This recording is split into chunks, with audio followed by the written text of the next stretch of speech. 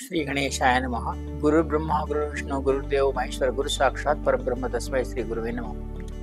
శ్రీ నిఖిల్ చేతన కేంద్రం హైదరాబాద్ గత 40 సంవత్సరాలుగా గురు పూర్ణిమ మహోత్సవాన్ని జరుపుకుంటుంది. కానీ నిఖిల్ చేతన కేంద్ర హైదరాబాద్ 2000లో స్థాపించిన తర్వాత ఇది 26వ సంవత్సరంగా ఇప్పుడు గురు పూర్ణిమ మహోత్సవం ప్రతి సంవత్సరం జరుపుతోంది. తర్వాత చాలా దిక్కు నుండి మహారాష్ట్ర, గుజరాత్, తర్వాత ఆంధ్ర, తెలంగాణ ఇక్కడ నుంచి కూడా పాదయాత్ర చేస్తూ గురు పూర్ణిమకు అందరు శిష్యులు సాధకులు వేయించేస్తారు. సాధారణంగా గురు పూర్ణిమ యొక్క మహత్యం ఏ విధంగా చెప్పబడిందంటే 18 పురాణాల రచయిత అయిన వ్యాస మహర్షి పుట్టినరోజుగా చెప్పబడుతుంది. వ్యాస మహర్షి పుట్టినరోజును గురు పూర్ణిమగా చెప్పబడుతుంది.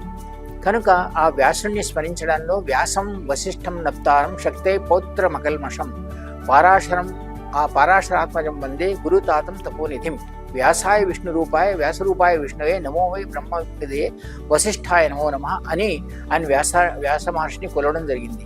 కనుక స్వామి నిఖిలేశ్వరాంజీ యొక్క పరంపరను, నిఖిలేశ్వరాంజీ యొక్క ఐడియాలజీని, ఆయన యొక్క ఆలోచనలను తీసుకుని శ్రీ నిఖిల్ చేతన కేంద్రం పనిచేస్తుంది. సాధనయే మార్గంగా, సాధనతోని అన్నింటినీ సాధించవచ్చు.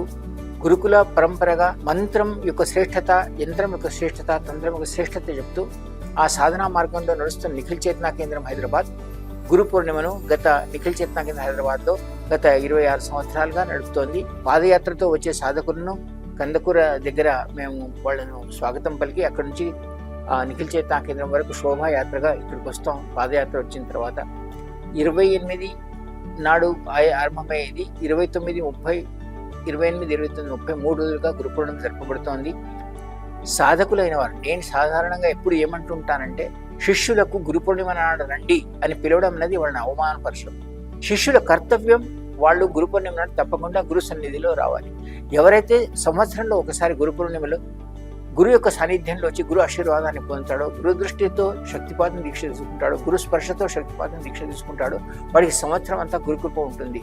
కాబట్టి గురు పూర్ణిమ యొక్క విశేషతను సాధకులు, శిష్యులు తమ జీవితంలో అలవరుచుకొని గురు పూర్ణిమ తప్పకుండా వచ్చి గురు కృపను పాత్రులై సంవత్సరం అంతా గురుకృపతో ఉంటారని ఆశిస్తూ అందరికీ నిఖిల్ చేతన కేంద్రం సాధకులకు, శిష్యులకు, తర్వాత గురు పరంపరలో ఉన్న వాళ్ళందరికీ గురు పూర్ణిమ నాడు నిఖిల్ చేతన కేంద్ర హైదరాబాద్కి ఆహ్వానిస్తుంది.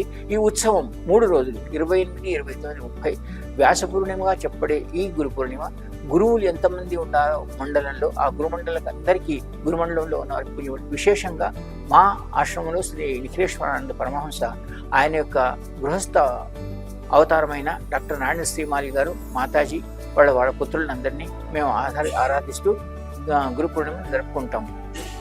సాధారణంగా మనకు లలిత ఆరాధనలో మనం మొదలు చెప్పుకుంటాం. శ్రీనాథాది గురుత్రయం, గణపతి పీఠత్రయం, భైరవం, సిద్ధగుట్టు పటుకత్రయం, పదైవం, త్రివిక్రమండలం, వీరానష్ట దుశ్శనకం, వీరావళి పంచకం, శ్రీమన్మాలిని మంత్రాసీతం, వందే గురువం.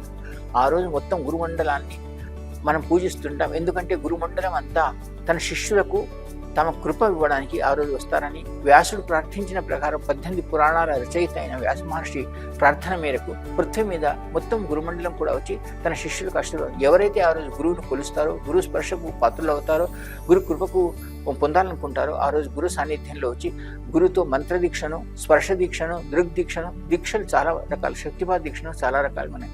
ఏ ఒక దీక్షతోనైనా శిష్యుడు తమను తాను ఉద్ధరింపజేసుకోవడానికి గురు సాన్నిధ్యంలో రావాలి. కాబట్టి అది గురు పూర్ణిమ ఉత్సవంగా చెప్పబడింది.